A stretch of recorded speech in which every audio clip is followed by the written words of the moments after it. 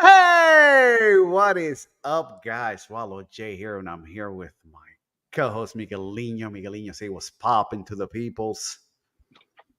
What's popping to the peoples? Also, our other co-host, Egg, say what's up. What's up? And our other co-host, he is a How do you do dream. that? The dream, Stephen Aiken. Say hello, Stephen. Hello, Stephen. Am I not on a mirror screen because I cannot point at egg? I can't. There you go. Okay, there we go. Yeah.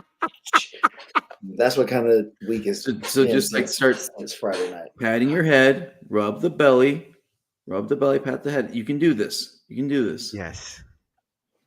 Some shit.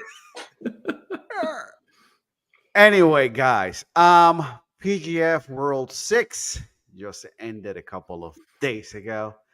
We're still on a high from this, man. I'm still editing photos. I still got like another maybe 3,500 to go through. So yeah, I'm still looking at pictures.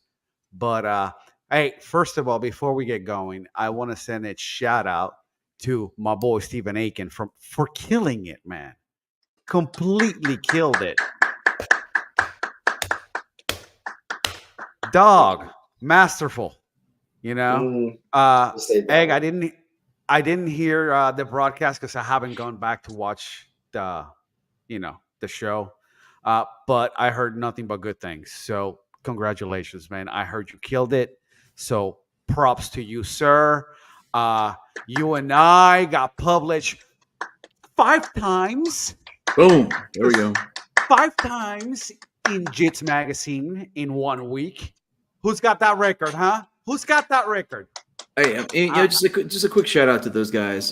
Just Magazine was really cool about publishing our stuff, and I mean, obviously, hey, getting free content, but still, they're cool about us getting into the next morning because we were sharing one laptop and all that stuff, and it was really neat. Hell yeah! So listen, I'm gonna put that on my portfolio. It's like published 5 times in Jits magazine. Yeah. 5 Not times, one, 5 not times. 2, not 3, not 3. 4. I'm like Booker T, bro. 5 times, 5 times. Coming for you. and listen, the rest of the crew, man. Isaac. Nunchuck, Dave Keel, Grayson Webster, Plaster. Who the fuck am I? Stuart Cooper, who was there too, man. Who else am I? I mean, of course, the maestro of it all, Keelan. TJ DeSantis. Yeah, TJ. Well, I mean, that's like that. That's like I'm just joking. I'm joking. No, that's the hand in hand, right? The voice that directs everyone is TJ, and he did phenomenally as always, directing all of us. And the production director is the quiet hand. He's the behind the screens, behind the mic hand that really guides everything. I was just joking. It was nice to have TJ in my ear most of the week though for the cues and stuff instead of having to kind of do as much pointing and guessing. So for me, that was the voice I was listening for most of the week to get me like rolling. Yeah. I mean, talking to me. Am I supposed to talk? I'm just gonna start talking. All right. Yeah. But I mean, TJ is so professional. I mean, I think he started in radio when he was 15. He basically called into the local radio show in Excelsior, Minnesota, and said they sucked, and they said, "Okay, come do better," and he did, and he never stopped. I mean, he did podcasts before podcasts were a thing. It was digital radio shows, and he's just been on the air and been kicking ass ever since. So, really a blessing. Sorry. That's definitely one of the cool parts about it is like we had him on the show here prior to the season, but working with him last season, working with him again this season, just getting to have conversations with professionals in the field from different points, but definitely someone like TJ who's done almost it all, if you can say that in this industry, especially jiu-jitsu. Yeah, it was invaluable having him there as well. Like he plays a nice third to you and Brandon counterpointing each other. He can kind of go back and forth between y'all's points, and also still be kind of queuing up the rest of us pretty well. So definitely, great addition. Yep. Alex, shout out to Alex. She was Yes, doing she did Oh yeah. awesome. sideline reporting. You know, Paul also from Jiu Jitsu Outlet was there. Mhm. Shout out to him. Drew Dars, man, did a great job. Everybody did a great job. The I mean, referees, PJ Montano, Andrew Murillo. Stalling Cheryl. Yep. Um, a tough job for those guys that I know everybody who may or watch this or whatever, they didn't do a great job. They had a tough job. They didn't know what they were Yep. exactly getting into prior to the season. They were trying to do the best they could. Not everyone agreed with all their calls. I definitely had some situations where I was like, what are we doing here? But at the end of the day, they were doing their best to try to like uphold what they thought that the PGF stood for, and going into the next season, we're gonna have plenty of time to like reevaluate some of that stuff together as like a whole, and really nail down some of these specifics, because you don't really always think about everything specifically as you should sometimes until maybe 100K's on the line and people are really trying to find that like needle's edge of advantage to get the win. I mean, I know sometimes some people had some, dislike of some of their calls, but I also saw plenty of times when they're like the damn Secret Service, throwing their bodies in the way to try to keep people safe, both the fans and the competitors from, hurting themselves. And so, like, hey, hats off to them. They did a great job. Great job. The only thing that I did not like about that was that I saw several matches where a guy was rolling, trying to get that heel hook, and he kind of was stopping them from rolling. It's like, if he's rolling that way and you're pushing him the other way, Well, in two more you- rolls, he's going to hit a couch anyway, and the yeah. same thing's But going to kind of happen. And And you're not supposed to roll out of a they submission. were trying to make a rules, change about where you flee the mat. Various scenario things kind of came up. man, About we what had a might- large mat. It's 24 by 24, total. That's it, in the way that the mats go. So that doesn't give a ton of like extra space on a mat that's not legal playing field. So I think adding a warning track of some sort, or giving a border area mat to where, kind of like in wrestling, to where like if you Make don't it get black. if you don't get inside the circle or whatever that is, Mhm. then you lose the position. We start back neutral. So if the guy flees or whatever, and you see he's clearly fleeing, that's obviously going to be stalling. So it won't be the same thing as in wrestling where the guy will get a free break on it a lot of times, because if you're fleeing, that's going to kind of be obvious. But at the same time, for athlete safety, I think a nice extra buffer of some sort to give a little bit of a area that's not necessarily legal playing area, but still a safe playing area. Yeah, a good buffer. That's a good idea, for sure. Would a 36 by 36 be better, or is that too I mean, big? They're still going to do it. When we were in Decatur at season 2, we used Brandon's whole mat. And that thing's Sometimes monstrous, right. man. I mean, So, the answer is they're going to use all the mat you give them, and then they're still going to say there's not enough space.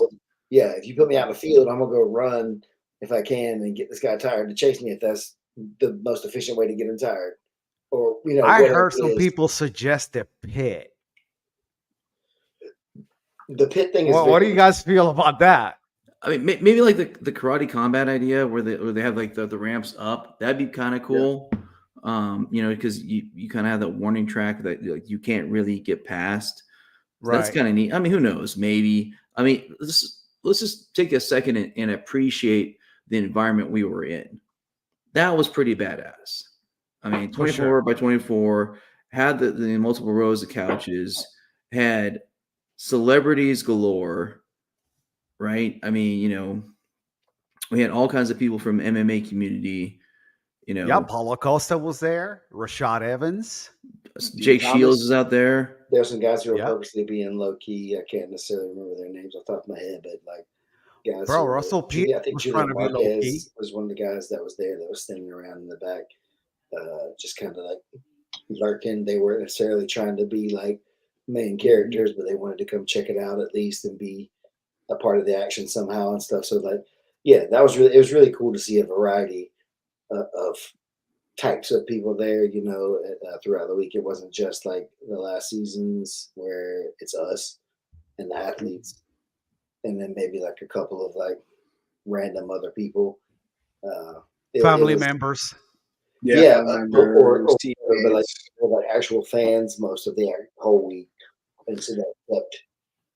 So I think by giving it that speakeasy feel and making it a get, if you will. I mean, it's kind of like the argument why, pardon me, why Fenway Park is still amazing in Boston. They're not making a whole lot of extra seats. They're not making some monster stadium, because if you get a ticket to Fenway, hey, that's a big deal. And here, because it's invite only to the PGF, if you get a seat on one of those couches, that's pretty sweet. I mean, one, get ready to move, because you might be in that action. But also sure. too, that means something, that like, hey man, you made it. You're seeing this amazing event, front and center, right in front of you. Can't get better seats if you just can't. They're right freaking there. It's amazing. And I think people really responded to it. I mean, I think it was also a testament to, you don't have to be a practitioner to really enjoy the PGF, because the way it's built is it's tons of action, and it's easy to figure out who's winning. It's easy to figure out who won. So I think, we definitely, this is proof of what the PGF can be, and PGF World is going to take us to the next level. I mean, who were we talking about? They were saying that they got somebody to start watching, and they watched the whole week, and like their favorite guy was like Jet Thompson. I can't remember who it was. Yeah. There was one post that said that he got his wife and his mother-in-law, and his wife That's and what it mother-in-law don't watch jiu-jitsu, don't practice jiu-jitsu, but they loved it, and Yes. they fell in love with the kid. Which, who didn't fall in love with the kid Jet Thompson this season? Well, I mean, maybe John Combs, David Evers, a few other people that got Damn. Aoki'd. Hey, no, John Combs was really cool. I mean, we all saw the video where Jet was teaching the guys the Aoki lock, and Combs was like being really cool about it, and and Evers, talking to him later on, he was really cool about it too. He just ran into It's part of the game. Yeah. That's the cool part about it. There's like a camaraderie amongst the Yeah. athletes, the people that go through it, and you don't necessarily feel it on day 1 or 2, and maybe not all the way on day 3, but by the time day 4 comes around, the last day of the regular season, you see guys make a turn, like inward, but not in a bad way, but like towards each other, like as like men that have went through the same like struggle together. Like, we did this like crazy thing together, so we have this like bond now, despite Right. who won and who lost or whatever. And I was curious if that was going to happen this season with the high level guys, and everybody talks about their egos and how they may act or whatever. But I think we really only had like maybe one person that kind of showed a bad character in a way.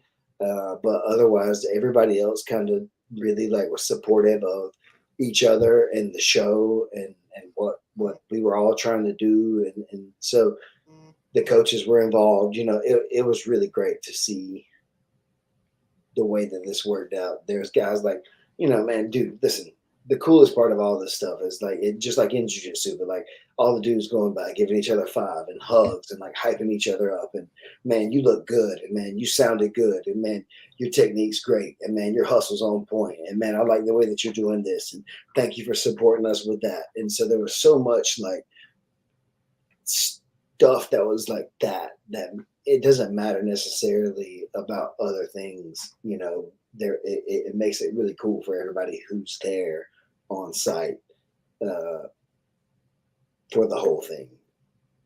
Really, really like feel this common bond that I've not really felt in a jiu-jitsu thing except for with the home team. So that's been something that's been cool to see. Guys who aren't home team feel like home team by the end of the week. And we told them, hey, welcome to the family. You're part of the fraternity now. Like, from day one, like all of us were telling them, like, hey, we're you guys are gonna go after each other, and that's awesome. But in the end, you're part of the PGF, and it's all about, you know, like making all of you succeed, making all this succeed. You know, the rising tide lifts all ships. And as he was saying, by the end, they definitely all got it. They're all about, you know, putting each other over, as you guys say, you know, supporting each other. I don't know about everybody though, you know, but The vast majority, okay. the vast majority, yes. Okay. Anyways, it was I mean, pretty amazing. Yeah, it's not exclusive that everybody's with everybody, right? There's going to naturally carry over some beef, some drama, because we're all competitors and we're all trying to win. But despite some of those issues, I think everybody, for the most part, was still looking out for the show or for the league or for this idea. Once they kind of got it, everybody was really trying to go for it, I felt like. And so I don't know, it felt really good. There's a couple people. I say everybody because I'm not trying to cast any shadows. There's some people that just kind of did their thing a little bit and worried about themselves, and that's fine. You know, they did what they did, and that's cool. You see the results that people get when they focus solely on themselves. And then, you know, those guys who were working about a team $20,000 a piece, guys went home, you know, $20,000 each. And Dane Leake actually got in and got a submission and got some points for his team, and he got paid for working Hell yeah. X number of matches, you know. So he and David Evers kind of split that pot because David got hurt. But that was a great thing for that team, picking up somebody like Dane. We all talked about that. Sorry, I'm getting on like a weird tangent here. Just like No. Keep going. Stream of consciousness, Go. you know, in a way. But like my boy, he came in, he got those 6 for his team. Jean-Jacques spent 1,900 of the 2,000 points that they had for the alternates draft on Dane. He knows who Dane is. He knew what he was getting into when he chose Dane, right? Dane had beaten Ben Eddy, one of the teammates, during ADCC trials, you know, in a scrap. So they knew what they were getting in Dane. And so he came by there and put points and got paid. He was an alternate. You know what I mean? Like, this is one of the crazy things about this. Guys who came in and were an alternate that were willing to risk it, they now also have gotten whatever. I don't know how the split went. I didn't see yet, but like a great payday, I feel like, based on the amount of matches he got in over the last 2 days. He did half of the matches. So it was roughly, so he probably got 10K compared to Evers' 10K for a week of grappling, which is not easy, but still. 21. All right, check it out. 21 skulls. I'm waiting for you, Steven. So 21 skulls says, I've trained with Jed Thompson before. He's going to be world champ. He's gonna be a PGF champ too. Yeah, One day, because that dude could easily do another 10. No. I was corrected. I said 10. Brandon's like, no. Dude's 17. He can do 20. and at least 15. That's a long time. That's at least 15. You can do at least 15. Gets him to about like 32. Hell yeah. Yeah, 32. That's how young that guy is. We have something else here. It says, address the stalling, sitting down without making contact or engaging your opponent is horseshit. Sit down versus pulling X, Ashi, De La Hiva, pull an actual guard. So hold on. So the first sentence, no, that's just based upon some rule set. And I got Put it up again. It says sitting down without making contact or engaging your opponent is horseshit. That's just where you're starting from.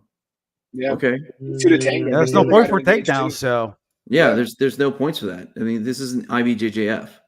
But I understand what you're saying, Storms, because when you have to engage in the stand-up, then you give the person a chance to attach to you also standing up. You don't get them to have to walk towards you, and you're already kind of setting up your guard plays while the person has to kind of walk towards you. They have to engage while you're on the feet and pull to an active guard. Not jump, but they're asking to pull to an active guard and getting busy rather than sitting and like in a bus scooter or a side guard person like laying on their shoulder waiting for the person to walk forward so they can invert and like shoot for their legs or whatever it is. That's why we saw a lot of the stalling stuff too, because guys were sitting and kicking and kind of flailing and expecting the top guy to have to keep pressing forward because they were, oh, I sat down. No, I definitely see what you're saying, Storm. I think there could be something that does address what that is. Maybe not fully some sort of thing like that, but I think sitting down, pulling guard is negating action to a degree, unless the other person comes forward and pushes. Or they get but scoot towards them. I mean, and so that's what I'm saying. Though, is like but you need to be forcing a connection. You can't just sit there and wait. Sure. Well, that's what Max Hansen was doing. He would sit down and come to the other and he guy. come after you. Yeah, I'm not saying anybody's name. That's I feel like definitely. I'm saying it because he was attacking. If you're not sitting, if you're not sitting and actively going forward, definitely there should be a call for it. And I personally would like to see some sort of connection rule being installed. I think that's a good idea, even though I know that does come from a points-based system. So let's just go. Let's talk about stalling. Period. Nah. So no, the idea of stalling. No action points advantage. We're not doing any advantages. Shit. Oh no. Kill or don't kill. Yeah. That's that's it. Like some people in the chat during we're saying, hey, you know what? We'd have less draws if a ref decision was like 1 or 2 points. Like, no, no, exactly. That is the whole point of the PGF. We don't want. Worried about the stalling calls. Now you're gonna let somebody else decide the whole match. Yeah. It'll be the same guys.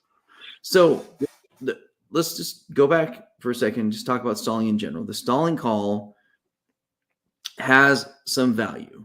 You don't want somebody just doing a dance around on the edge and just boring the crap out of people. Shoving away, kicking away is the initiation of stalling. Maybe. Okay, so you're saying that if, let's say, I get kicked in the chest, pushed back, clock starts right there. Is that what you're saying? It's on the staller. It's on the person on the bottom that kicked. Because the person that kicked out. Because you should be coming forward. Okay. So I mean, so like sense. this one, you kick me off, and I have to now come back forward onto you, or I'm gonna get called. That's bullshit. So an example here, maybe Steven. How about Sam Schwarzenfeld that just kept pushing guys out? And so that's a valid argument. It's like, hey, he's just pushing people away. Is the other person stalling, or is he pushing them away? Declining action. Yeah, I mean, so I would say this. One thing about the PGF is that is continuous improvement. Every season, try to like tinker a little bit just to get the action just right? So I mean, first season kills were 7 points, breaks were 3. Okay, that was a little too much for the kill. So turned it back down to 6 and 3. We also realized that, hey, there's some breakers out there that are still worth keeping, like, the Elbow Genie Jonathan Roberts. So we gave him an Elbow Genie point for the bonus point there too. We tried the quintet just to see how that would work. No. Yeah, that's why we don't have it anymore. But, there's always been that issue of stalling. So every once in a while we'd have like 1 or 2 stinkers a night. And 1 or 2 stinker matches out of 30, that's pretty dang good. But if you add stalling in there, a stalling rule that forces the action, that's ideally good. And even though people were complaining about some of the calls, by and large, the people out there are pretty happy with the idea. So to that point, we're going to have to figure out a little more detail, a little more guidance for the refs. Okay, is the kicking off? Is that person that kicks somebody away from them? Are they stalling? Arguably, yes. Arguably, we'll see. 100%. But why are you kicking them away? I got you. Or at least the guy that's getting kicked, he's not stalling. He's like, I'm trying to engage, and I'm getting freaking. Literally got kicked away. It could not prevent. Yeah. So again, and maybe to you fans out there, let your comments. I think the stalling call is a good idea. We just need to, fine tune it a bit. Yeah, no, Terrence, that's exactly what it was supposed to be. It was like a shot clock of 20 seconds. Yep. But if you keep shoving people away for that continuous time, that 20 seconds is what it was supposed to be. Then you would get your warning, and then you would get another shot clock if you didn't initiate. All you had to do was initiate some action after that, and not just shoving, hand fight strips. If you're hand fighting and you try to get an underhook, that would have reinitiated the shot clock. If you hand fought and got like a wrist grip, a 2-on-1 try, that would restart the clock. If you shot in half-assed for a single, that would restart the shot clock, right? All those things, like any type of offensive action, restarts the shot clock. Establishing distance is important. 3 steps backwards, though, is stalling. So if I shove you away 5 times, that's a stall, basically, because you're not letting me get close enough at all to initiate action in that first 20 or so seconds. So I totally agree with you. Definitely establishing distance is very important. So if you're going to shove to shoot, shove to snap, shove to whatever you want to do, but don't just keep shoving to get time off the clock, because a lot of people are trained to take time off the clock to win the match. Win by draining the time, having one more point than your opponent did, getting the last shot, getting the last field goal, getting the last whatever. That's fair. But in here, we're trying to get the last thing to be a submission and not some one small positional dominant kind of idea. I don't know if we open up a can of worms with the whole stalling thing, but here's another one.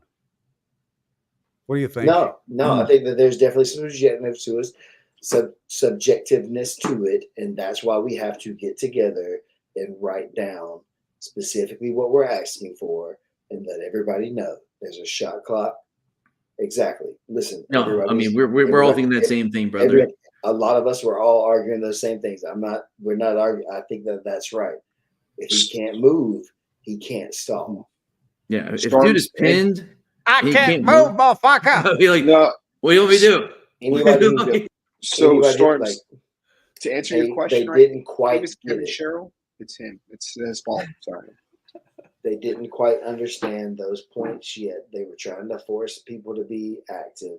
It's hard to get a guy who's on the back, though, to call him for stalling because he's got such a dominant position. You don't want to take that away. But yes, I agree. If a guy has the back, he's got the arm track with back mount, a figure 4 on the body triangle or whatever, he should be selling out the choke in this format. In other formats, I would tell you that's absolutely the wrong thing to try to do. But what the PGF is asking you to do is draw a line in the middle of the mat and fight right there. They want you to sit right in the middle and fist fight with jiu-jitsu. They want you to get down on the floor and get after it and let the cards fall how they fall. Don't be scared. Don't try to game it. Don't try to ride the clock. Don't try to push out of bounds. Yeah, you got into the couches. You jumped over the thing one time. That's a cool clip, but it didn't get 0 points. It got no points. So it means nothing in the grand scheme of things, right? Get down on the floor and see what happens. Win, lose, or draw. Win, lose, or draw. Yeah, somebody's going to get you. Sure, whatever, fine. You have 12 matches in the week. Run it. See what happens, and it's hard for people to understand that until they get deeper into the format. And how many guys do you see now saying after the fact, oh, I wish I would have X, I wish I would have Y, I wish I would have Z, because I didn't know, because I thought, because I didn't, and that's literally the voice that I had right after the fact too, was wish I would have. And that's why this is such a cool thing that's very different. And we got to nail it down to get very specific on what is and is not stalling or a shot clock violation is what we should be looking towards saying.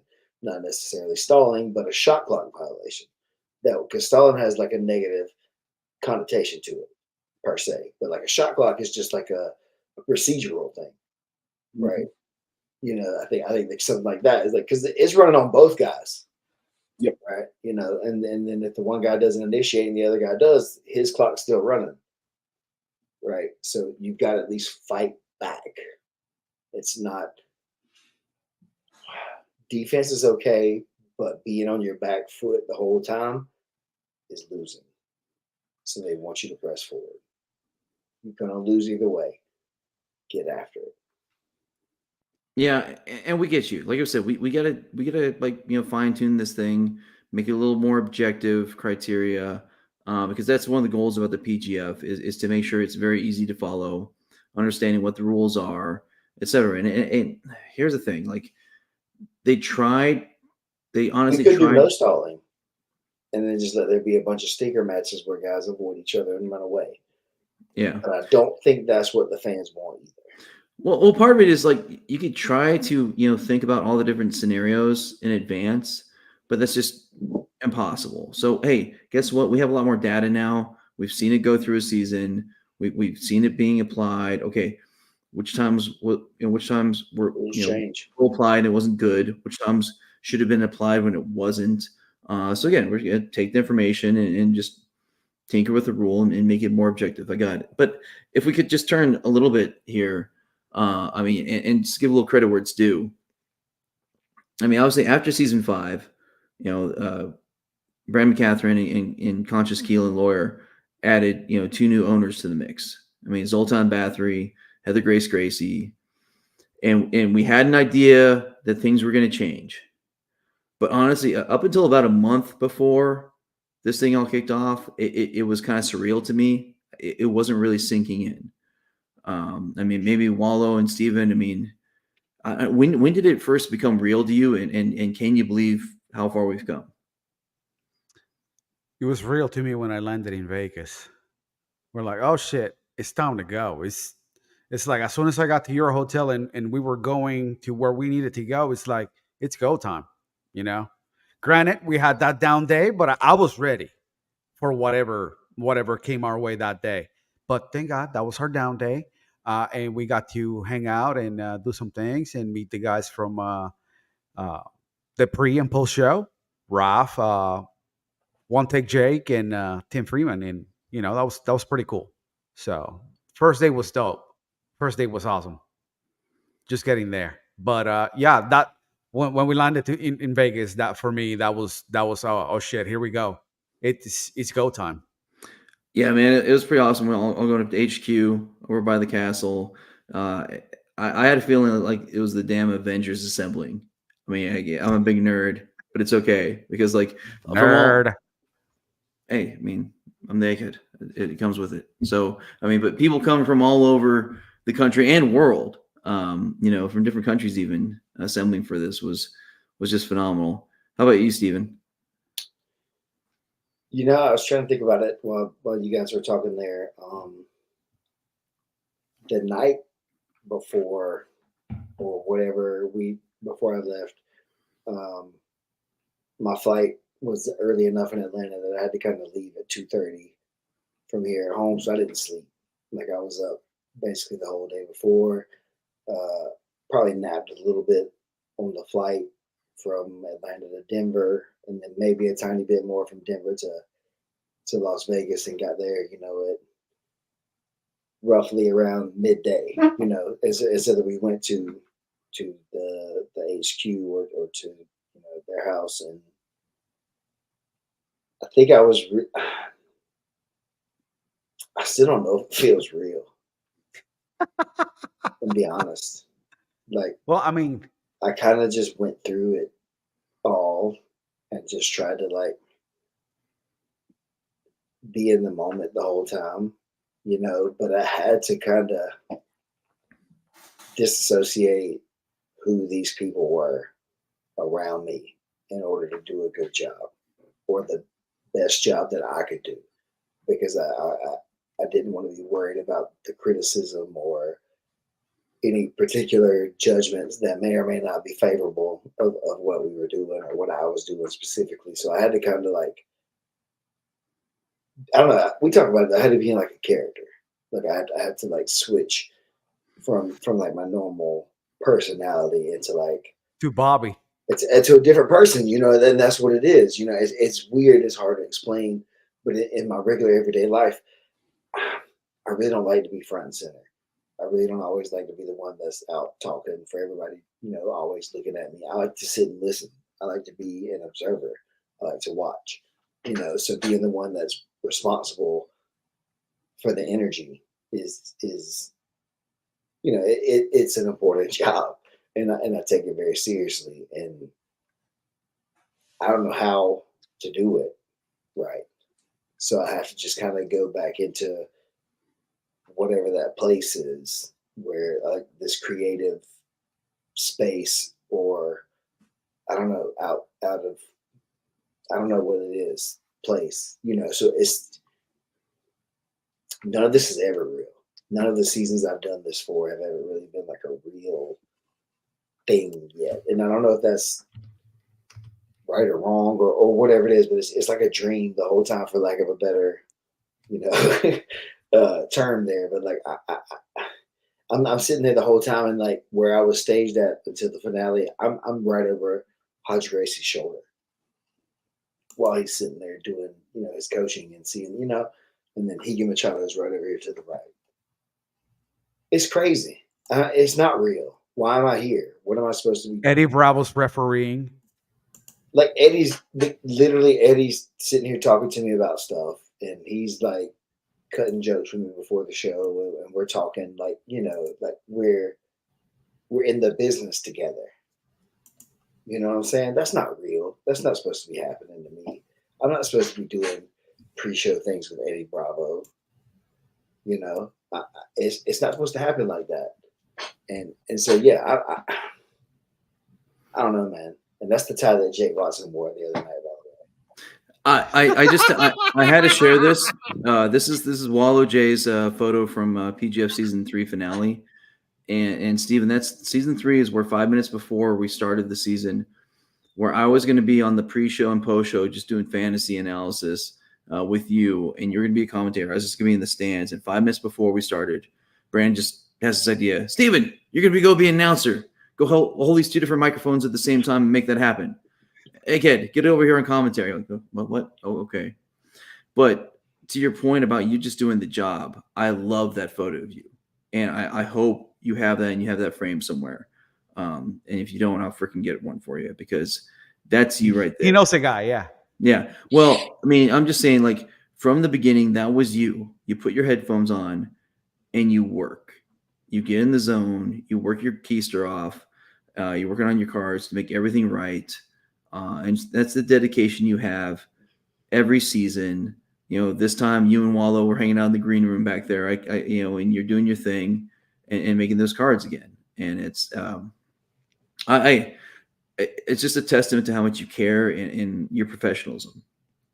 So that's just respecting you, man. So I feel you there, because I mean, obviously I'm not in the commentator booth, and we're there with, again, these mind-boggling Roger Gracie, the GOAT, Jean-Jacques Machado, Higa Machado, Eddie Bravo. I mean, the guy that founded the system that brought jiu-jitsu to us. I mean, I learned from a bunch of 10th Planet Yuma guys on ship.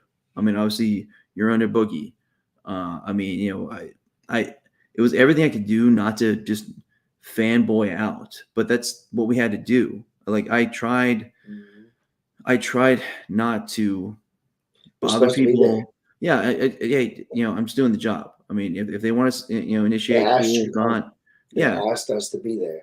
Well, too, but I mean, like that's what I'm saying. It's so special though. That's the really cool part. Is like you belong there. Like we belong there. We were asked for a reason, and that's so cool. Like, to be, like you said, with those people, and deservedly so. And that's cool. But I didn't want to do like the whole, hey, by the way, would you sign my book, sir? Type of thing. I mean, I'll say. I did it a different way. I got Steven to hook that up because I didn't want to be in the picture. I didn't want to bother them and be like, oh, can I take a picture? I bring nothing cool to that picture. Well, where's the one right before? That is cool. Yeah. Right before. Yeah. No. So I mean, I'll say this. I did actually. He wants to see the one with him. Thank you, Egg. Thank you, Egg. I haven't edited it yet, Steven. Short We're raw. the perfectionists. They like me raw. Short raw. Whoa. All right. No comment. Pause. I'll look for it. Hold on. All right. Hold on. Should be right next to this. yourselves. Okay. Anyway, I'm quite parched. Let me drink this can of Once Upon a Coconut real quick. Sorry, what? Listen. I told some people today, the chocolate is no joke. It's not a marketing ploy. Because of you, I bought two cases. It gets here Friday. That chocolate's ridiculous. I mean, that I'm excited. I mean, that was like smokes in prison, man. If you had a chocolate, once I've upon never a been to coconut. prison, but Oh man. Okay, it was like energy drinks if you're deployed. I mean, it's a thing. Also never been deployed. Okay. But I'm just a loser, man. I'm sorry. Very well. Man, I'm going to make sure I don't show the brand, but it's torture having to drink these that come in these boxes. Man, there's nothing like this. Never. All right. Nothing like Never. this. Okay, so going back to it, I mean, I'll say this. So Dean Lister, because we had to go drop off a lot of the production guys for their meetings at 9 a.m. every day. His team met at 10 a.m. and they just used the gym at the facility that was the show was at. So a lot of time Wallo's working on his photos and I'm writing my articles and I'm just sadly watching them do their coaching session. I wish I could have gone out there, but I didn't get my stuff done in time. But I did ask Dean if I could shake his hand because I wanted to tell him thank you for how passionate Dean Lister was about coaching his team. I mean, here is an ADCC Hall of Famer, the first American Hall of Famer in ADCC and Triple Crown. I mean, his weight class, the absolute super fight, just, MMA, just a monster. But anyways, and he was. Who are you? Wow, just going out there, Stephen. So I'll finish the thought real quick.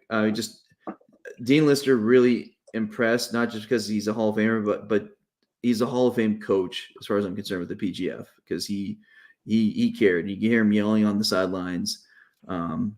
He was amazing. So now he was the most vocal. Yeah, Dean was awesome. I got to go to one of those sessions, by the way. And he taught everybody what AJ Agazarm was doing to escape their back and stopping them from choking them.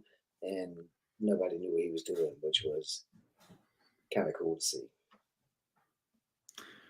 Okay, so we have a comment from DJK. I'm experiencing serious season 6 withdrawals, to which Steven says, "Who are you?" Hey, listen, regardless, whoever you are, thank you for sharing all our content because you definitely help drive eyes into the PGF. And that's what we want. We want people to see it. So again, thank you for sharing our stuff. We appreciate it. Not only that, and also interacting with our posts and commenting, making sure it pops up on more algorithms. You're a real one, D. Thank you. For real. For real. But everybody's speculating about who this person may be. And we don't know. If you're just a fan, it's cool. Thank you. It's cool. Thank you. Yeah, for sure. If you're somebody else, that's still cool. Whatever. I guess that still makes you a fan. Those hearts are cool. I can't do that. All right. But again, let's just go to the idea that think about this, gentlemen. I think about how we got involved, Stephen, and Wallo when you're there, season 3. Season 2. Well, yeah, you competed in season 2. I mean, season 2 was completely different, but season 3, we were still competing at the gym. It was still in 10th Planet Decatur. And we had a little smoke machine, and people were coming through the little foyer area into the gym. Oh wow, okay, very well. That's what you get, Stephen. Nunya is your answer. Your business. Wow. Okay, so let's go back to the thought. The first L I've taken. Season 2, season 3, when we got involved, like actively there, in essentially a warehouse gym, Decatur. It was phenomenal. And now we're in Vegas. Now we're in ahoy polloi, freaking speakeasy format. What are you doing? I don't know. He was doing the Las Vegas thing. Yeah. This mirror image is wild. Oh my God. All right, so okay, quick summary because before they get off track again, damn Decatur gym to hoi polloi area, speakeasy in Las Vegas, awesome, phenomenal. We have the beautiful people there. It's a thing. It is everyone. We're all wearing suits. People looking nice, and that's just the start, guys. I mean, it's PGF season 6 world. PGF World 6, but honestly, a lot of people are saying this is actually kind of like a reboot, a reload. I mean, it's like season 1. We've done 6 seasons, but it's like Brandon said, all those other seasons, we're just fine tuning it, while we're small, like, working out the kinks while we're small. And now it's like, okay, it's go time. And I think we just had an amazing first season. Bro, we knocked it out the park, son. Oh, look who it is. Kai Johnson. Oi, mate. My guy. And Kai was out there. It was cool having you there. Hopped across the pond. It was awesome seeing Kai, man. It was so weird. It's like Kai and I got to know each other in 2019 on the chat board. Alabama. Yeah. Kai and I came, we went through the looking glass, and we both escaped the chat, and we're there in person. It was wild, Kai. It was good seeing you, man. Yeah. It was good seeing you, bro. The last seasons were in Decatur, Alabama, where there was nowhere to eat by the time the show was over. Oh shit, that's right. Because everything was closed by like 9 and shit. Yeah, good. Chipotle was our tried and true. Our savior, yeah. Yeah, for was sure. the only thing left. Now we can just get whatever. We just Uber Eats it. Yeah. Man, Uber Eats is wait, hold on. That takes another half hour. Hold on. Somebody pointing something out real quick. Kai, you don't know the backstory, brother, and you'd feel like a jerk if you did. So don't. Well, Kai, I put it out there so I'm he could still feel like a bad. jerk. Yeah, Don't you feel bad? bro. I'm still fucking feeling it this week, bro. I mean, Trust me, I'd rather be there, drinking some. Oh, look at you. Yeah, Whoa. Steven was looking pimp in a suit for sure. Sorry. I I'm think married, by the way. looks better out of a suit. In a I rash don't, car? I don't disagree How with the far statement, out but of my the wife will fight for me. All right. She loves me. I'm just putting it out there. She'll fight you. Oh shoot. She likes me a lot. It's crazy. And we like you a lot too, bro. I know. No, I'm just joking. We don't want your wife to like beat our ass because we like you. Listen, these guys are flirting with me. I need you to go take them out, babe. Just be very, They're very calling clear. me handsome all the time. I have no What is designs wrong on with them? Steven. He knocked on my drawings from bedroom that door conspiracy. last week at 3:00 in the morning. Nobody did that. What was that? A booty call? Okay, but now seriously, let's go back to the PGF Sorry. World. Listen, I'm still whacked out from the week. Like this Honestly, I am 3-hour too. time So change. It's supposed to be 4:00 right now or something. Was it? Listen, we're 6:30? bros. Of course, we're gonna get derailed. It happens. This is some brand. We talk about the PGF, we get derailed, and then we come back to the PGF. Okay, we're back to the PGF. Go ahead, Egg. yeah, we're on brand, and my job as part of that brand is to bring you guys back every once in a while. Yeah, So thank you. okay, I mean, hey, really quickly, Marissa, I see your comment here. I saw the one earlier. The answer is yes. We already had a PGF season 4. Brandon was working hard to make that happen. And if you look back at some of the qualifiers, it was really tough to make happen because just not enough ladies were showing up to the qualifiers. I mean, up until the Nashville qualifier, which I think was like the 5th, maybe 6th qualifier that season, there wasn't enough ladies that showed up. Luckily enough did, and it was a fun season. And Brandon's already said that he's most definitely going to have another female season, no question. When it happens, we'll figure that out. I mean, we got to think, like we just said, essentially. Will there be a women's season? Yes. Yeah. When? Nobody knows. We just barely did this first men's one right now. Exactly. So I mean, you have to think is the PGF World 6 was essentially the first season of the new PGF World, of this new brand, the new concept of how it's going to be. And hey, I think it was a great success. And where we go from here, who knows? I mean, but To the top. well, yes, Baby, yeah. What's but up? Listen, to there's the other things. There's other things allegedly that we may or may not talk about. Oh, Foreshadowing. That's called foreshadowing.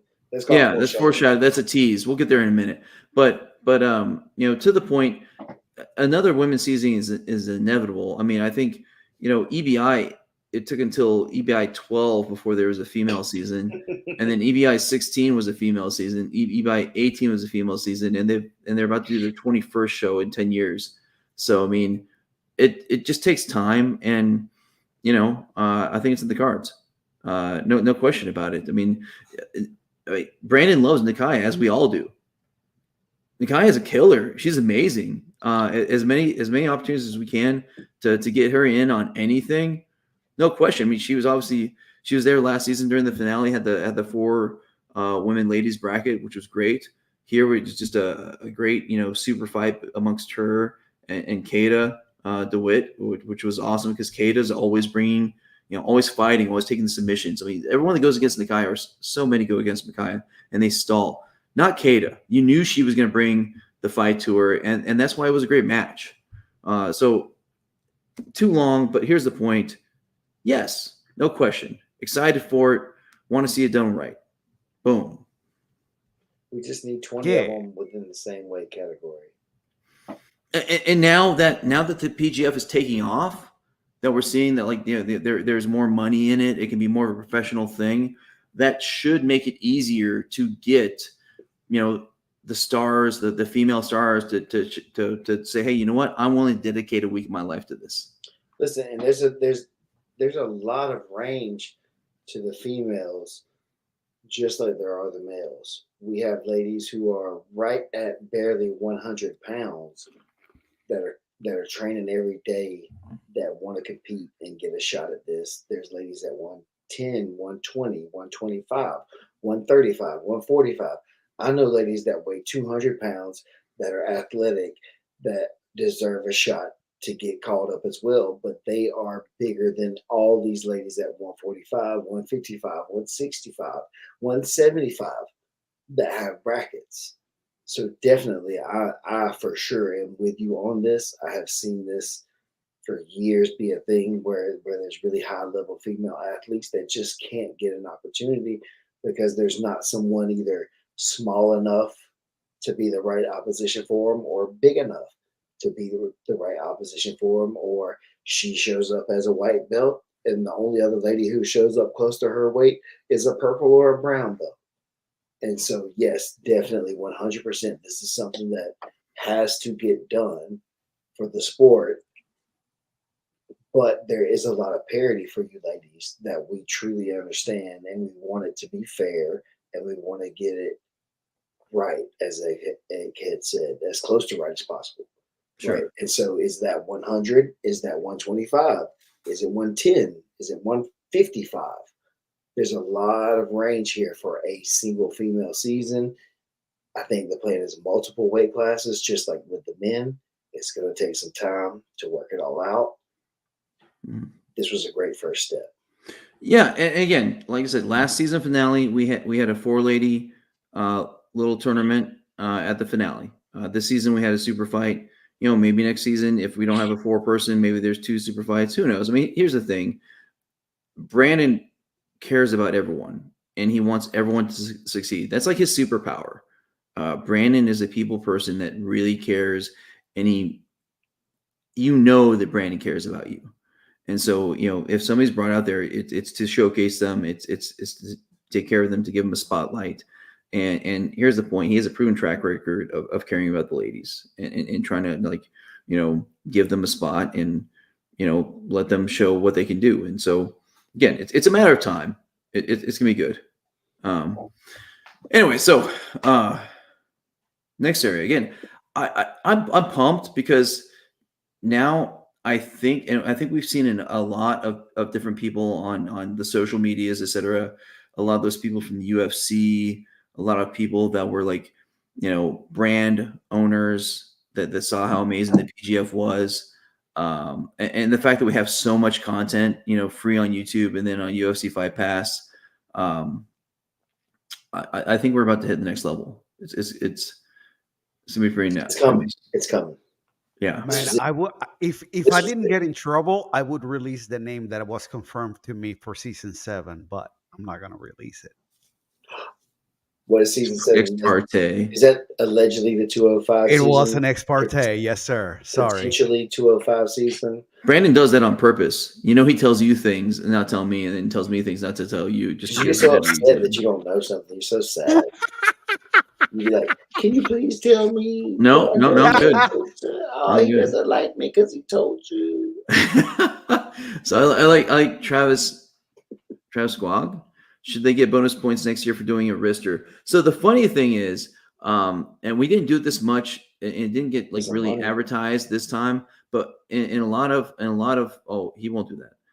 But in a lot of the previous seasons, we had bounties on different submissions, and we didn't really make a big deal of it this time.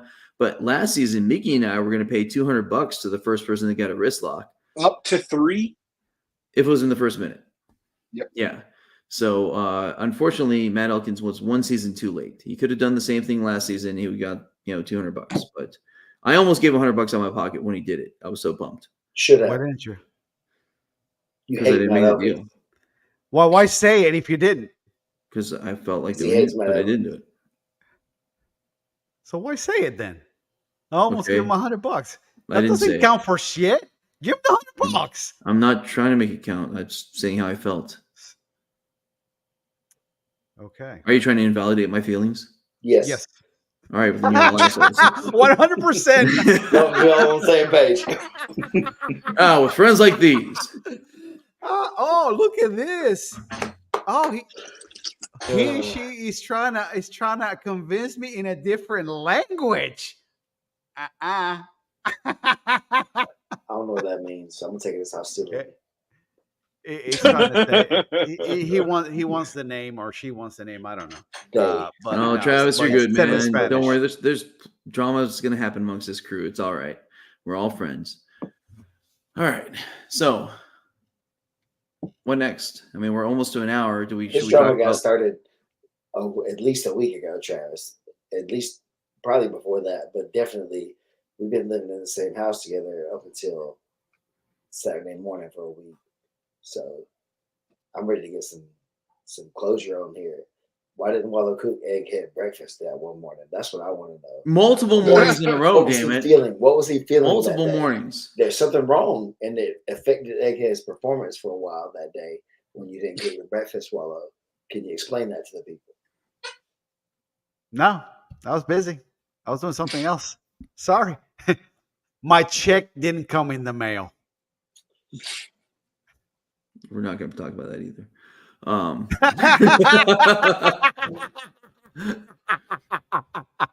So talking about promotions. They got the master bedroom. What? Huh? What? Are you on that NyQuil again, bro? No What did you hablo say? español lo siento. He's got allergies. The medicine he takes for allergies. My voice finally gave out on me on like Saturday, Sunday. So So it's coming back. And I just feel, I don't know. I'm delirious. I haven't quite caught up on the sleep train.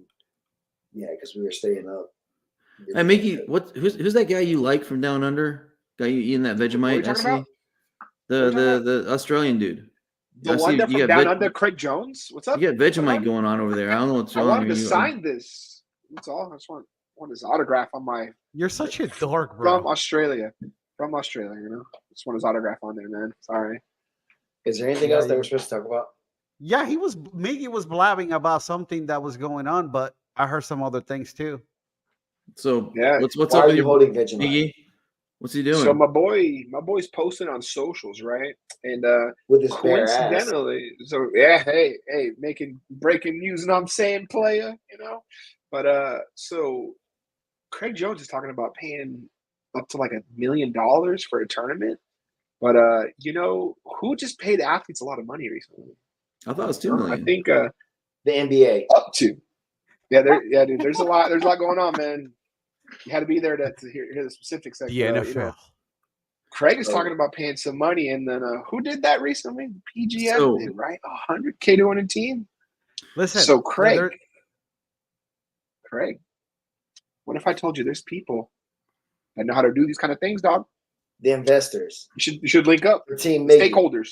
So you're speculating. You're thinking that because he's talking about $2 million. I'm hoping, because I hope that what I have right here is enough to bribe this man to talk to BMAC. Answer those DMs if he's DM'd you, please. But no, you know, again, $2 million. I like where the sport's going. $2 million, bro. You have to, you know, and they don't do stalling rules in Craig's thing. You have to eat a whole jar of this, anyways. So you gotta eat it before you fight. before you fight as a punishment. But no, like, look how amazing this is. The sport is growing, right? Before, if you wanted to make some money from a tournament, you'd go out there, right? And, you're not expecting a payday. You're expecting to get booked for seminars, right? To be flown out here and there. But the times are changing. What if the PGF got involved in that? I know a guy who's on the mic. That's what I'm saying. I'm AJ Agazarm's favorite announcer. He did say that. He did say, I was present when he said it. At the Dream 10P. That's right. Let me right. He said that. We were kicking it, and he said it. I didn't expect that. Let's just do a little math right here. So we got Craig Jones saying he's going to do like a $2 million, tournament to really pay some people. And he probably needs some capacity to do that. Some people that know how to do these things. We happen to have a skilled bunch of people that just like kind of crack the code as far as the blueprint on how to put together an amazing league in a week format and give out a whole lot of money to people and make it really exciting.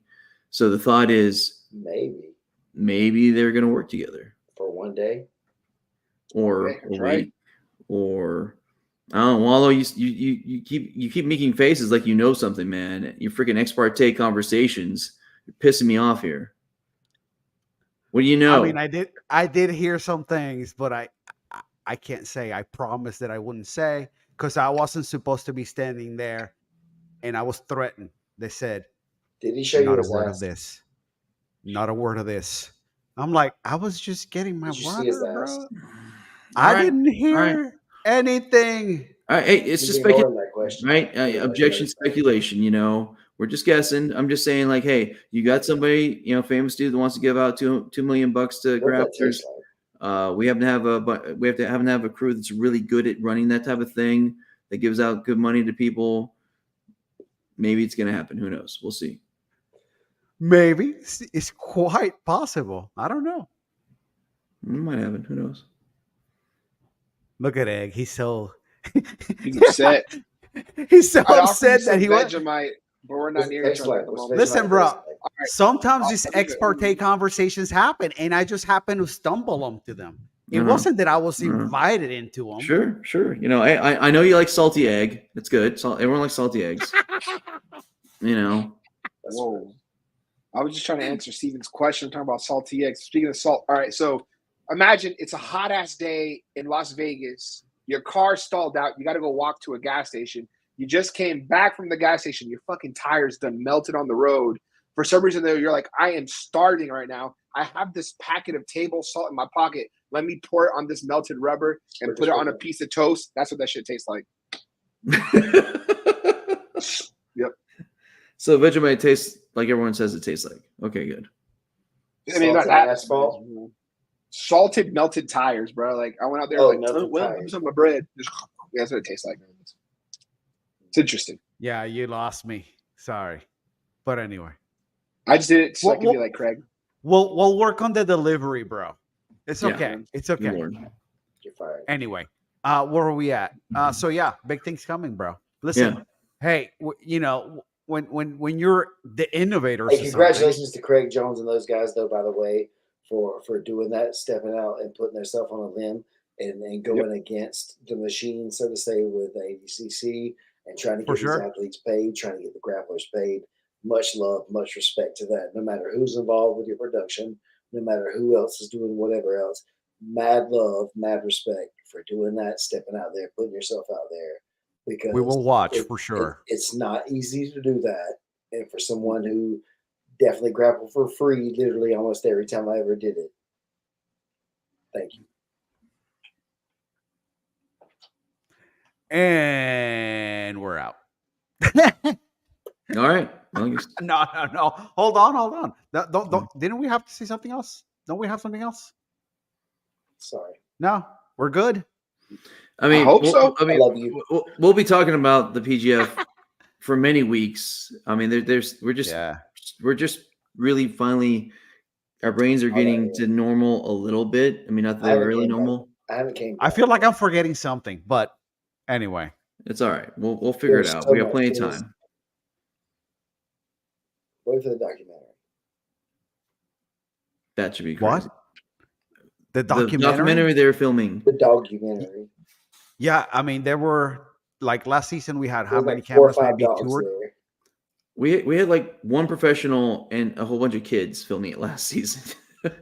Yo, Stuart Cooper was in there, Nunchuck. bro. Dude, Stuart Cooper. Man, I don't think you're watching this show, but if you ever watch this show, dude, it was very cool to meet you. Thank you for being so like chill and down to earth. You're somebody I really respected for a long time in your work, and I told you that face to face. And like I said earlier, that was one of the cool things about this experience is getting to see people, giving their flowers to people face to face, and I wouldn't do that publicly.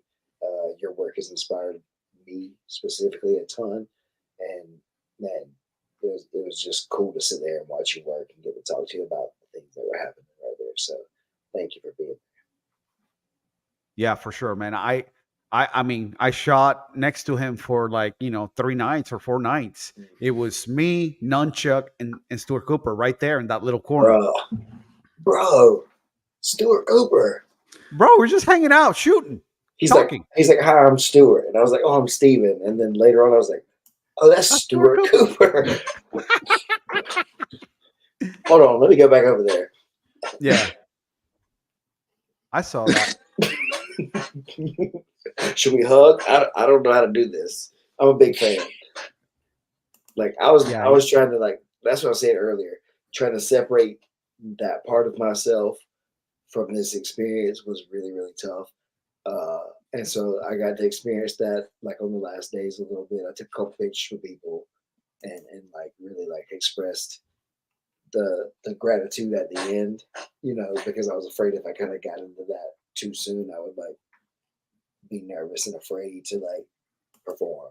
So definitely, man, that was Stuart. Like tons of things like that were big parts of this experience that I think people may or may not ever really understand. Because we're talking about that with Brandon, and it's like, oh man, it's just gonna get better. It's just gonna get better, and it's like, man, I don't know. I really don't know if it'll ever get better than this. You don't Like think it so? may get better. No. The show will get better. The league will get better. You're talking about the feeling? The way that I felt Okay. when this was done. I don't know that I've ever and I said this in my Instagram, professionally, I don't know if I ever felt more satisfied. Nice. I think part of it's the jump, right? Because we just went from, the gym, then becoming church or Epic Church, depending upon when the name was to freaking Las Vegas. And all these Hall of Famers, all these stars around us. The level of competition was insane, and that jump. I mean, we will improve. We will get better, no doubt. Every time we will, but that was a big jump, and so that type of jump's gonna be hard to replicate. So I think that might be part of it. We got a question here. Did you all address if there will be coaches next time? My understanding is that the format is the same, so there should be coaches. Who are they? We don't know yet. Andre Gabal, when he bowed out of this season, he said he signed up for season 7. That was released. He had to have knee surgery. He had knee surgery, so he couldn't do the season, but he said he'd do next season. So I mean, here's the thing. Like we said a little bit before, we think this is the format that's just going to stay. We think the bugs have been ironed out of this thing, and this is pretty dang amazing. What's that? So we have a question. Does season 7 start in November? And our understanding is that yes, that's looking the rumor. like November. Who said that? November. A few people doing the math of like where people are going to be for the next couple of months and qualifiers possibly, and then when it could actually kick off. I like that. I mean, ultimately the goal is October 20th. Ultimately, the goal is 3 to 4, a year, 3 to 4 a year. I mean, 4 I think is the ultimate goal, but 3 I think is probably attainable in the next year or so. But honestly, how cool would that be? Three times or 4 times a year? Amazing. Just selfishly, I I need to have a different job. Completely selfish, 100%. Just because like nobody has that much time off of work generally unless you negotiate that into your deal. It's my job now. Well, no, Man, I'm trying to save all my time right now. Yeah, that's the thing. It's like trying to get this money now. You know what I'm saying? Or not really, but if somebody has some, I would take it. So For sure.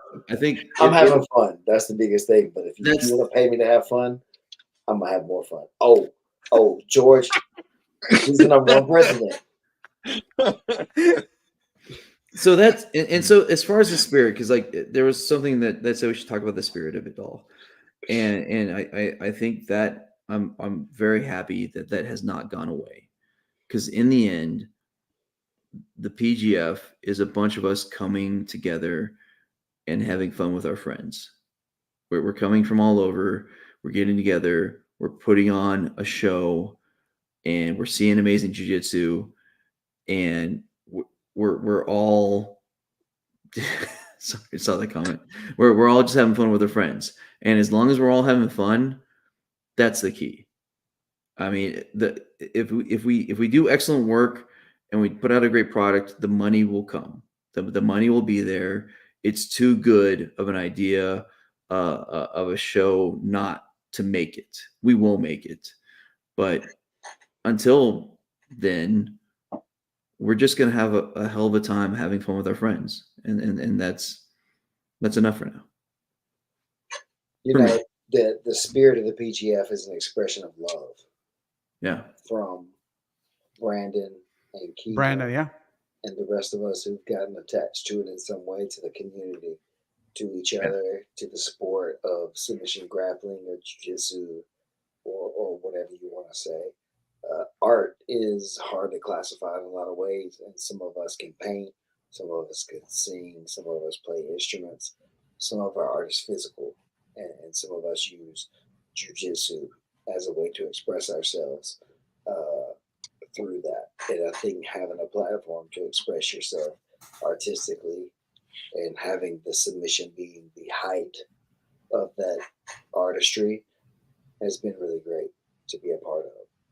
And I think the spirit of it is to push forward submission artistry for grapplers, jiu-jitsu heads, wrestlers, judokas, whatever you want to call yourself. You got 6 minutes to come in here 12 times this week to see if you can put somebody away. It's not about control anymore. It's not about defending yourself anymore. It's about putting them away. And that's a different kind of art that we're not used to.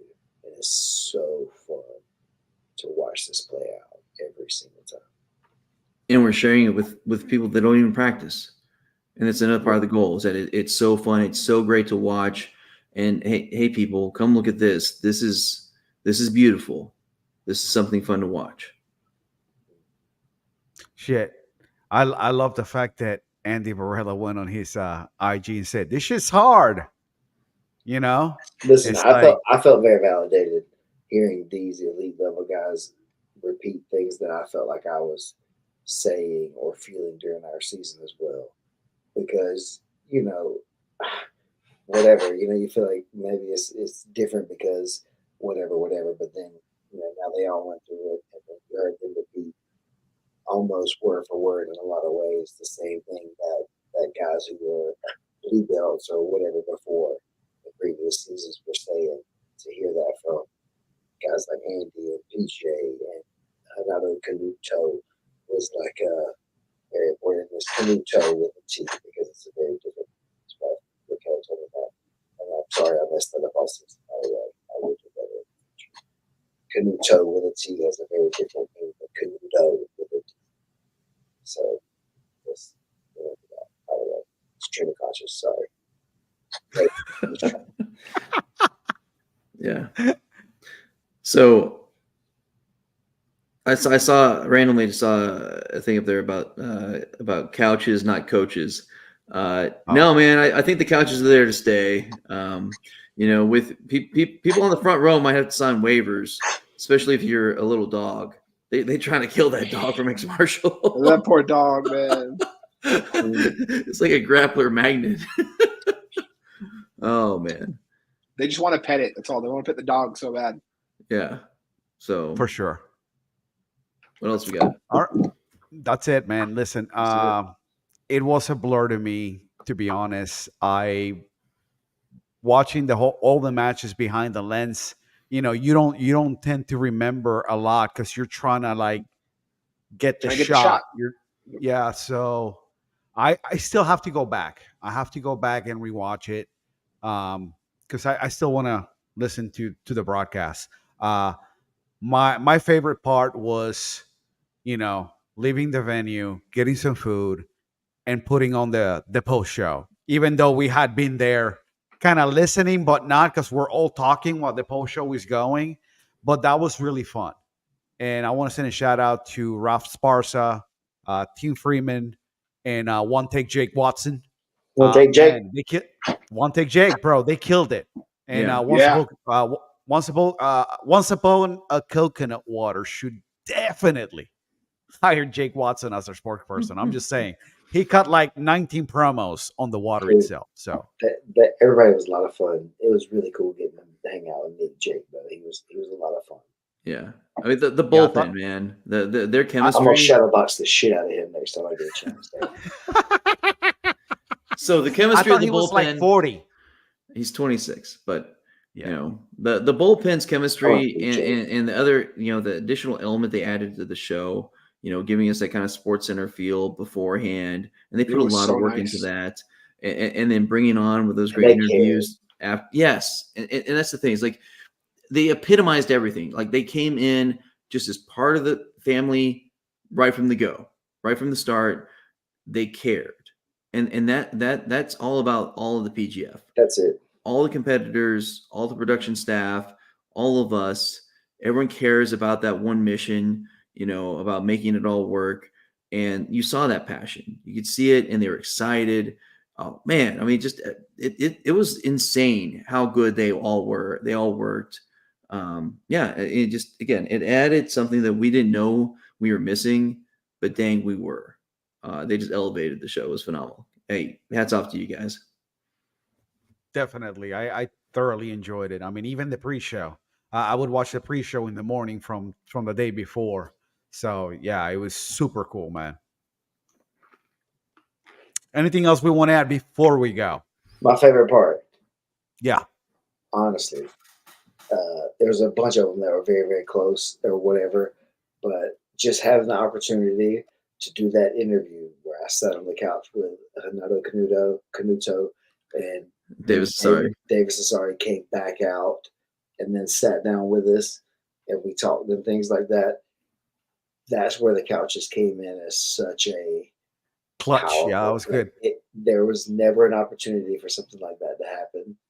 And there would have never been an opportunity for that to happen without being where we were, how we were, doing what we were doing. I was geeking out during that whole part. Like I was just trying to not blow it. In my mind, I was like, just let them talk. Let them carry this moment. Just don't say the wrong thing. Don't pose weird. Don't do it. Just let this develop, man.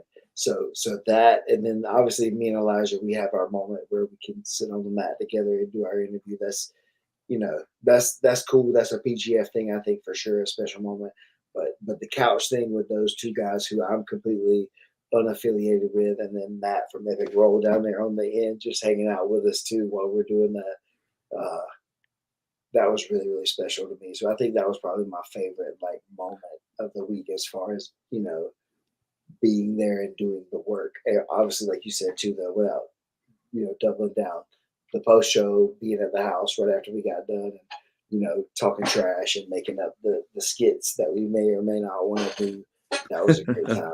And thank you, Travis. I really wanted to do a great job, man. And without knowing exactly what that means, I gave it my best shot, man. So I'm happy to know that people like what that is. So we're just gonna do it again next time. Just a little bit to your point, Hanato Canuto, AJ Canuto. Agazarm, yeah, Canuto, AJ Agazarm, freaking PJ Barch, Andy Varela. So here's the crazy thing. Like, these are all big name competitors, big name people, and they're just cool guys. They were just other cool dudes with everyone else. No airs, no attitude, just part of their teams, and just great with everyone. They all had their own different personalities, but just they all really gelled, and it was a very pleasant surprise. I mean, I didn't think anything was going to happen, but just how well they integrated with everyone else, and how they're just all part of the PGF. That was great. But yeah, I love the interview you did. I've watched that multiple times, and I just love it, and how cool they were with each other. And man, I could watch that a million times. I'm just happy to be here, man. I swear to God. Oh man, but that finale. Ooh, if you guys haven't gone on UFC Fight Pass and watched that thing yet, I watched it all again because when I was doing my finale. Tell me how good I was. You were outstanding. But no, but I mean, but the finale and the upsets there and the submissions and oh my God, that was a wild show. That was damn. I mean, I think the first round, the vast majority of them were within the 6-minute match. A few of them were freaking elbow genie point stuff. Yeah, it was wild.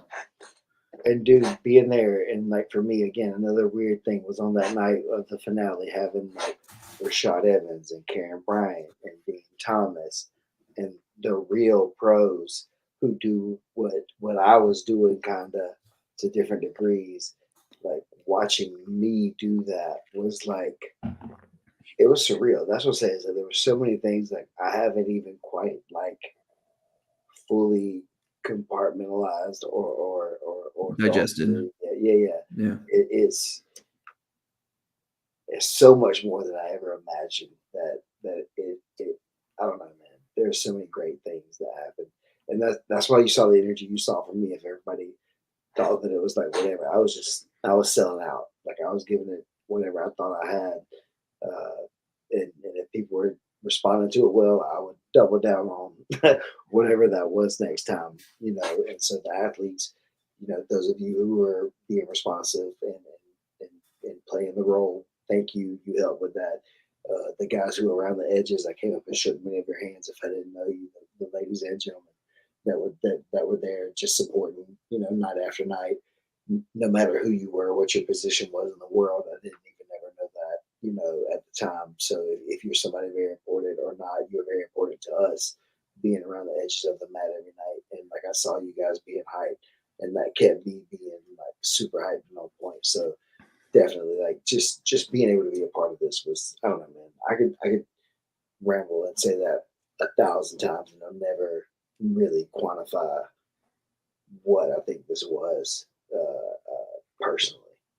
It was everything. It was the coolest thing ever to see, your heroes watching you work and being happy with the things you were doing. Like several of the people that I really respected and looked up to in my career were telling me, how they really liked what I was doing and they enjoyed my work. That was so fulfilling.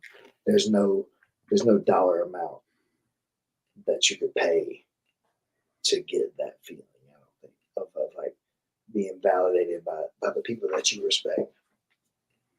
For me, it's just kind of the same way with my pictures. When the guys hit me back and are like, "Whoa, these are amazing. These are really cool." That's when I'm like, "Yeah, bro, you can't beat this. You can't." Because you're doing something that you love, and then somebody's loving it back. You're like, "Oh, fuck, yeah, that's right. I'm doing it for you, and you're appreciating it." So it definitely helps when you're like That's the best. fucking tired, whatever. It's just like, let's go. I wanna highlight all these guys. Whether they win or lose, I want to highlight them. That's my thing. So Travis asked about Jocko Willink and hey man, him and Dean are tight. Dean Lister. So who knows? I mean, Dean Lister. I think he had a lot of fun. I think there's a good chance he might be back, and he was so good with everyone. I mean, He he'd would be be amazing. great, in there. man. But I mean, since they're tight, maybe they're co-coaches. How amazing would that be? All of a sudden, you're a grappler and your coaches are Dean Lister and Jocko. I think if you're somebody in that space, Jocko or someone along that line, and maybe you have a brand, maybe this is an opportunity to do that. Sponsor your own team, come out here and try to win the Listen. field with your brand and your team as the head coach. Those kinds of things I think are right possible. there. They're laying flat out for people to do. And if you're game, then we're game. For sure. Listen, Black Rifle Coffee, bro.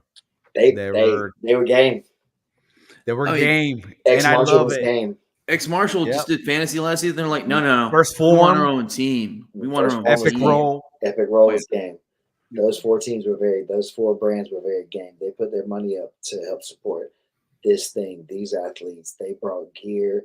They did it. And so, yeah, definitely, if you are a coach or a person that has a brand and you want to sponsor these athletes and also show up for yourself and the community, come on, baby. Sign up. We got room. Sign We got up, baby. room. Let's go. I know a guy. I'll put in a good word for you if you hit me up. Dream 10B. All right. Anything else we want to add before we go? I just pumped for season 7, man. Just pumped. What does Elijah always say? Easy fucking money. Damn right. I could. Hey. Yeah, let's go out on that. Easy fucking money. Peace. Adios.